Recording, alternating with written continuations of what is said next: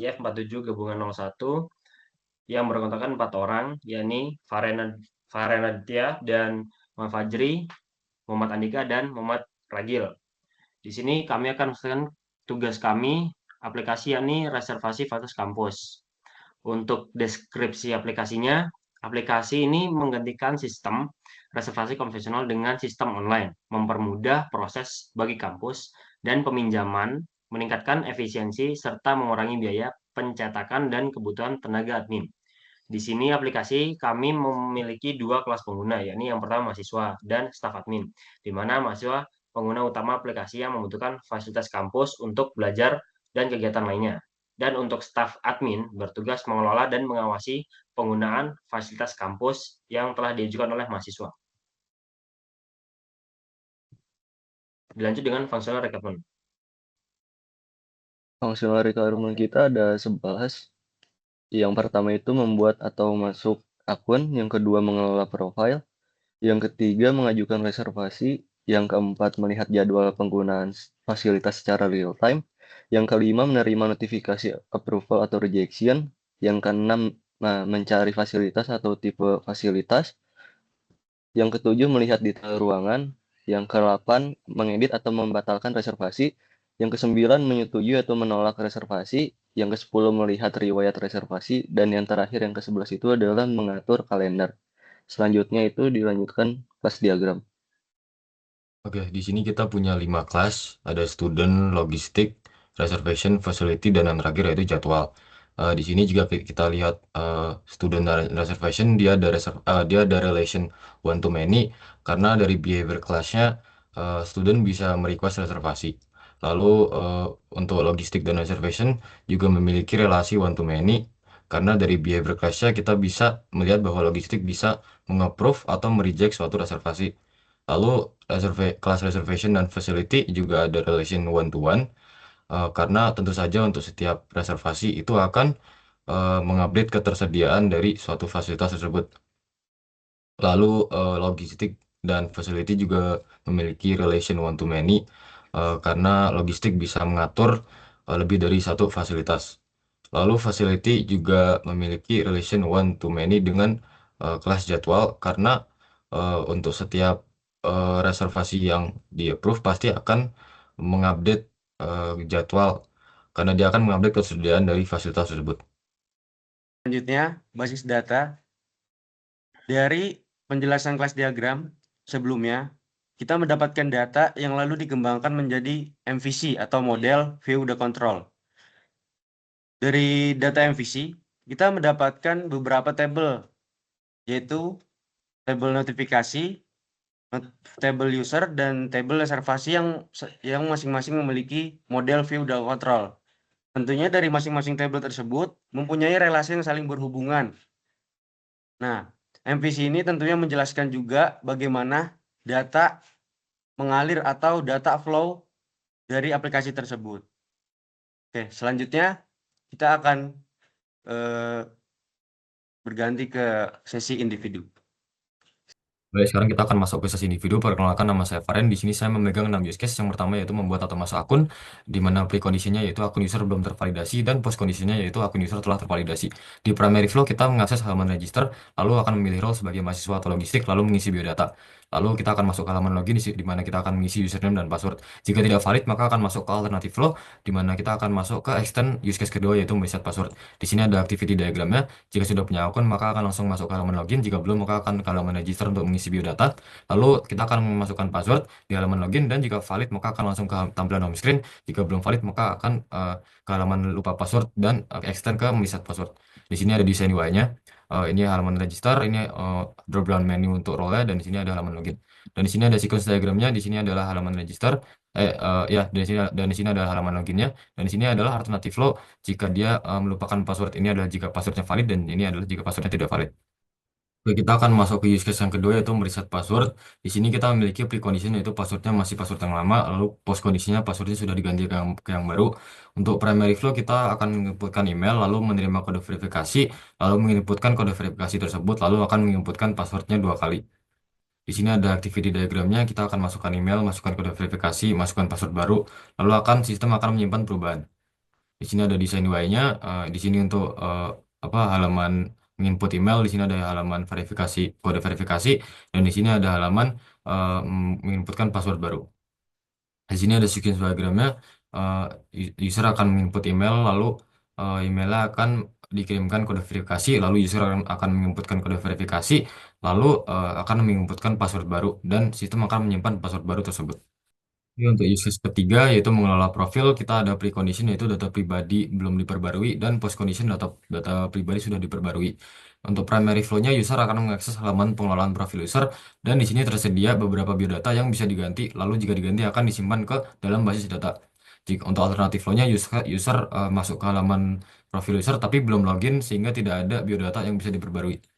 Lalu ini ada activity diagram. Jika sudah masuk ke akun, maka akan langsung ada biodata yang bisa diganti. Lalu jika diganti akan disimpan. Jika belum login, maka user akan diarahkan ke halaman login. Di sini ada desain UI-nya. Di sini untuk halaman yang jika sudah login, dan di sini halaman profile jika belum login. Di sini ada siklus diagramnya. User akan ngeklik profile. Ini untuk mahasiswa khusus. Ya, akan klik profile, lalu jika sudah login dia bisa menginput data baru atau mengganti data, dan akan disimpan. Jika belum login, maka akan diarahkan ke halaman login dan redirect ke halaman login. Oke, untuk use case yang keempat, kita ada mencari fasilitas atau tipe fasilitas. Di sini untuk pre-kondisinya user belum melakukan pencarian, dan post-kondisinya pencarian telah dilakukan. Untuk primary flow, user bisa mengetikkan fasilitas yang ingin dicari atau mengeklik fasilitas yang direkomendasikan. Lalu jika ditemukan, maka fasilitas akan ditampilkan, dan user bisa mengeklik tombol drop down untuk melihat detail ruangan. Lalu untuk alternatif flow-nya, user mengetikkan fasilitas dan fasilitasnya tidak ditemukan. Ini activity diagramnya. User mencari fasilitas yang ingin dicari, dan jika ditemukan maka akan ditampilkan, jika tidak maka akan ditampilkan maaf, data tidak ditemukan. Di sini ada desain UI-nya. Ini tampilan search jika data ditemukan, dan di sini tampilan search jika data tidak ditemukan. Ini ada sequence diagramnya. User akan mengetikkan nama fasilitas, lalu boundary akan mencari nama fasilitas, controller akan mengecek apakah fasilitasnya ada. Jika ada maka akan ditampilkan, jika tidak maka ditampilkan data tidak ada. Lalu untuk use case yang kelima ada melihat detail ruangan. Untuk pre-kondisinya yaitu user menemukan ruangan yang dicari, dan post-kondisinya yaitu user melihat detail informasi mengenai kapasitas, layout, dan fasilitas dari ruangan tersebut. Untuk primary flow-nya yaitu user mengklik tombol drop down pada fasilitas yang dicari, dan data fasilitas akan ditampilkan. Untuk alternatif flow-nya tidak ada. Di sini activity diagramnya memang hanya segini karena user hanya mengklik tombol drop down, dan akan ditampilkan informasi mengenai kapasitas, layout, dan fasilitas ruangan. Oh, ini desain UI-nya. Ini tadi tampilan search jika ditemukan data, dan kita klik tombol drop down akan ditampilkan informasi dan detail dari ruangan tersebut. Di sini ada sequence diagramnya. Mahasiswa mengklik tombol drop down dan akan merequest detail fasilitas ke controller, lalu akan memeriksa entity apakah detail fasilitasnya tersedia, dan akan menampilkan detail fasilitas tersebut ke user. Itu untuk use case yang keenam, yaitu melihat rekomendasi fasilitas yang tersedia. Di sini ada pre-condition, yaitu user ingin mencari fasilitas, dan post-condition, yaitu user mendapatkan rekomendasi fasilitas. Untuk primary flow-nya, user mengeklik tipe ruangan atau fasilitas yang direkomendasikan, lalu akan ditampilkan data ruangan atau fasilitas tersebut. Untuk activity diagramnya, user mengeklik salah satu fasilitas yang direkomendasikan, lalu sistem akan menampilkan fasilitas yang diklik. Ini desain UI-nya. Ini sama seperti tadi. Bedanya adalah yang tadi kita mengetikkan, dan yang sekarang kita ada mengeklik rekomendasi fasilitas di atas ini. Di sini ada sequence diagram. Mahasiswa akan ngeklik tipe fasilitas yang direkomendasikan, lalu akan di request fasilitas berdasarkan tipe, lalu akan dicek di database fasilitas yang sesuai dengan tipe tersebut, lalu akan tampilkan semua fasilitas yang sesuai dengan tipe tersebut. Selanjutnya adalah bagian saya, terdiri dari 3 skenario. Yang pertama itu adalah melihat jadwal penggunaan fasilitas real time, di mana pengguna sudah memiliki akses ke aplikasi, jadwal penggunaan fasilitas sudah di-input, pengguna masuk dan memilih fitur melihat fasilitas, daftar fasilitas ditampilkan, pengguna memilih fasilitas tertentu, dan jadwal penggunaan fasilitas ditampilkan. Alternatif flow-nya, jika tidak tersedia maka ditampilkan pesan tidak tersedia, dan post kondisinya pengguna berhasil melihat informasi. Activity diagramnya seperti ini, di mana terjadi percabangan ketika mempertanyakan apakah fasilitas tersedia atau tidak. Jika tidak, menampilkan pesan tidak. Jika tersedia, akan ditampilkan jadwalnya.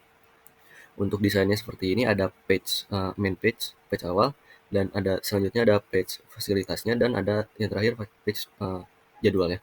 Untuk sequence diagramnya terdiri dari 4 objek, yaitu penggunanya, page fasilitas sebagai boundary, controller itu sebagai perantara antara page fasilitas dan basis data. Basis datanya itu adalah basis data fasilitas.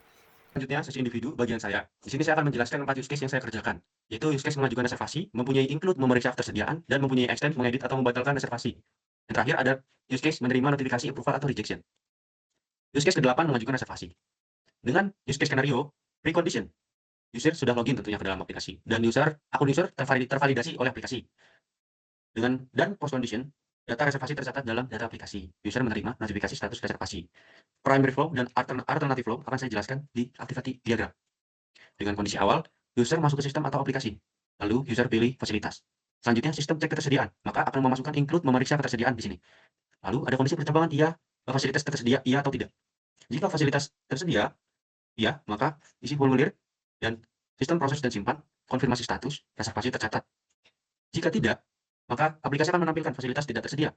Dan ada dua pilihan lagi percabangan, pilih ulang atau batal. Jika pilih ulang atau pilih yang lain, kembali ke user pilih fasilitas. Jika pilih batal, maka akhir reservasi dibatalkan. Selanjutnya, berikut adalah desain UI dari mengajukan reservasi berisi 4 page, yaitu ajukan reservasi, konfirmasi reservasi, reservasi berhasil, dan gagal mengajukan reservasi. Selanjutnya, sequence diagram yang berisi 2 aktor, yaitu mahasiswa dan admin, 1 entity database, dan 1 boundary page. Mahasiswa pilih fasilitas untuk reservasi, dan page kirim permintaan reservasi kepada admin. Admin simpan data reservasi ke database. Database mengirim data kembali respon untuk penyimpanan. Lalu ada 2 kondisi, jika fasilitas tersedia dan fasilitas tidak tersedia. Selanjutnya, use case yang ke-9, memeriksa ketersediaan. Dengan use case skenario, precondition, user sudah login ke dalam aplikasi tentunya. Dan post condition, user mendapatkan informasi terkait ketersediaan fasilitas yang diinginkan berdasarkan tanggal dan waktu yang dipilih. Oke. Use case description akan saya jelaskan di activity diagram. Dengan kondisi awal, user sudah login tentunya ke sistem. Lalu user pilih fasilitas, maka masuk ke memeriksa ketersediaan. Sistem tampilkan ketersediaannya.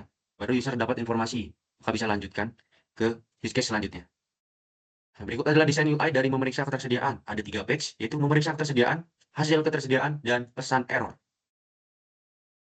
Berikut adalah sequence diagramnya dengan 1 aktor, itu mahasiswa, 1 entity database, dan 1 kontrol sistem. Mahasiswa memasukkan data fasilitas, nama, tanggal, waktu, dan sistem periksa jadwal ke fasilitas di dalam database. Database kembalikan data jadwal. Lalu sistem menampilkan status tersedia atau tidak. Baik, selanjutnya use case yang 10, mengedit atau membatalkan reservasi.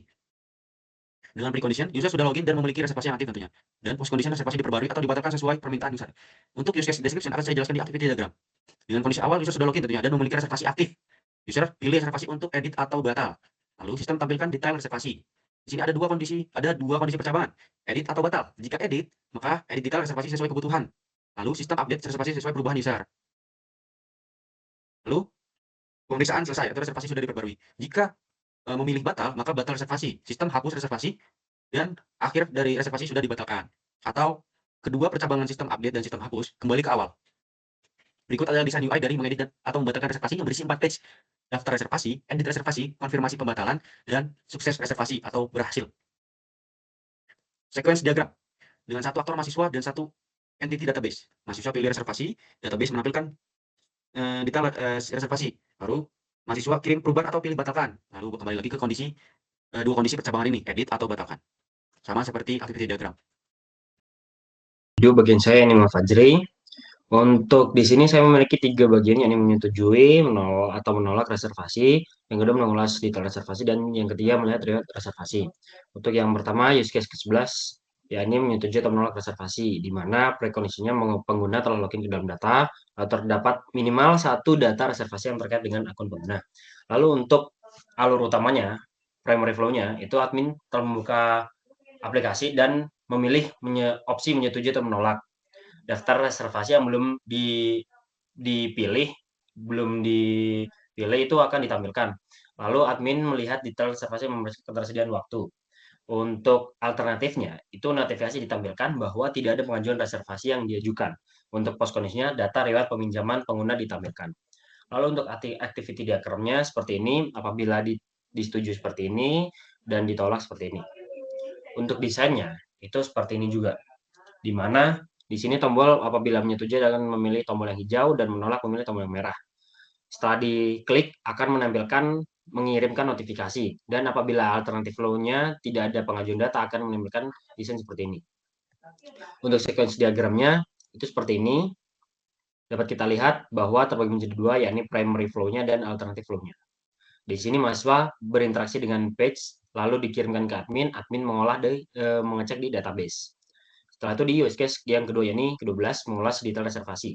Di sini prekondisinya admin berada di halaman pengajuan reservasi. Untuk alur utamanya, memilih reservasi yang diajukan, memilih salah satunya, lalu melihat detailnya entah terkait ruangan, deskripsi, dan waktunya, dan lokasi gedungnya.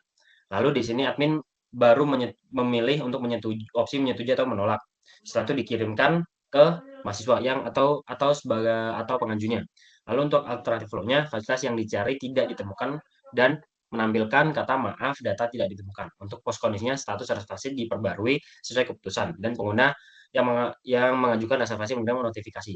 Untuk activity diagramnya seperti ini, apabila tersedia dan tidak tersedia. Lalu untuk bisanya, itu apabila kita klik logo I ini, itu menampilkan informasi detailnya, detail reservasi, jam, deskripsi, dan gedung, dan hari, dan jamnya. Oke, untuk sequence diagram, itu kita lihat bahwa admin berinteraksi dengan detailnya, dengan detail riwayat reservasi, lalu diklik, berinteraksi dengan button, lalu ke database, setelah itu diolah. Terakhir, ada use case ke-13 menerima notifikasi approval atau rejection. Dengan precondition, user telah mengajukan permohonan reservasi, telah mengajukan. Dan post condition, user mengetahui status pengajuan reservasi disetujui atau ditolak. Use case description akan saya jelaskan di activity diagram. Dengan kondisi awal percabangan, ada 3 kondisi. Yang pertama, sistem menyimpan notifikasi di menu aplikasi, lalu user membuka notifikasi untuk membaca status reservasi, lalu diakhiri dengan user mengetahui informasi atau status pengajuan reservasi. Dan kondisi yang kedua, ditolak. Sistem notifikasi berisi alasan penolakannya, notifikasi berisi alasan penolakan, baru user mengetahui reservasi ditolak. Dan kondisi ketiga, disetujui. Sistem menampilkan notifikasi berisi detail fasilitas yang dapat digunakan dan waktu penggunaannya. Dengan akhir kondisi, user mengetahui reservasi disetujui. Jadi ketika percabangan ini akan dicek selesai, lalu kembali ke sistem menyimpan notifikasi di menu aplikasi. Lalu sistem mengirim notifikasi ke user terkait hasil evaluasi reservasi. Dan user menerima dan membaca notifikasi dari sistem. Dan kembali ke awal lagi. Berikut adalah desain UI-nya. Berisi 3 page, notifikasi reservasi, detail notifikasi, dan pesan kesalahan. Sequence diagram berisi satu aktor mahasiswa dan satu entity sistem. Sistem mengirim notifikasi status reservasi, lalu ada 2 kondisi yang dilihat oleh mahasiswa, yaitu membuka notifikasi dan notifikasi gagal terkirim. Dengan detail riwayat reservasi, lalu diklik, berinteraksi dengan button, lalu ke database, setelah itu diolah. Lalu untuk yang ketiga, ini use case ke-14, melihat riwayat reservasi. Untuk prekondisinya, pengguna telah login ke dalam data, lalu setidaknya terdapat 1 data reservasi yang terkait dengan akun pengguna. Lalu untuk alur utamanya atau primary flow, itu di sini user memilih riwayat reservasi di dalam aplikasinya. Setelah itu menampilkan seluruh riwayat yang pernah diajukan. Pengajuan yang pernah diajukan akan ditampilkan di tombol tersebut. Untuk alternative flow-nya, itu akan menampilkan bahwa belum pernah mengajukan reservasi. Untuk post kondisinya, pengguna berhasil melihat riwayat reservasi beserta detailnya. Untuk activity diagramnya, sama seperti sebelumnya, apabila tersedia dan tidak tersedia. Lalu untuk desainnya, itu seperti ini. Ketika kita masuk ke riwayatnya, itu akan menampilkan yang pernah diajukan dan yang disetujui dan tidak disetujui, dan ketika kita klik akan menampilkan info detail reservasinya. Namun apabila belum pernah mengajukan sama sekali, itu akan menampilkan seperti ini. Lalu untuk sekuensi diagramnya, itu aktor berinteraksi dengan menu riwayatnya, lalu selanjutnya ke detail riwayat, diproses, ke button, lalu ke basis. Untuk yang kedua itu adalah use case mengatur kalender.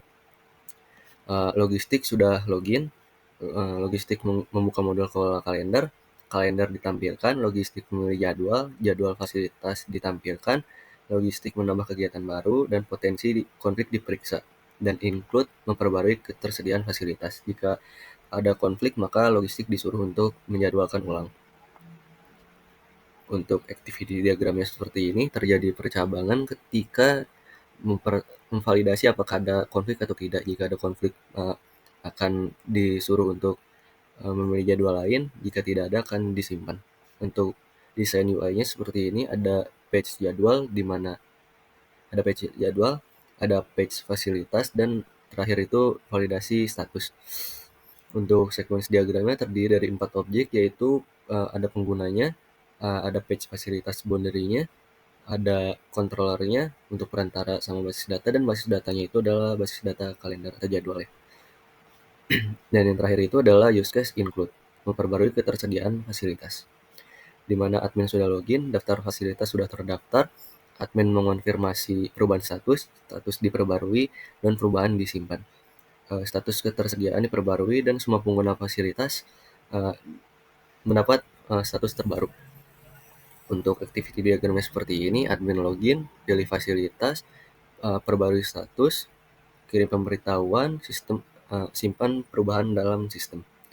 Untuk UI-nya seperti ini, ada page statusnya, notifikasinya, ada pop-up notifikasi, dan terakhir itu adalah update dari status si fasilitasnya. Untuk sequence diagramnya terdiri dari 4 objek, yaitu ada admin, page fasilitas, ada controller, dan terakhir itu basis data dari statusnya, dari fasilitas. Nah, sekian yang bisa kami sampaikan. Mohon maaf bila ada salah kata. Wassalamualaikum warahmatullahi wabarakatuh.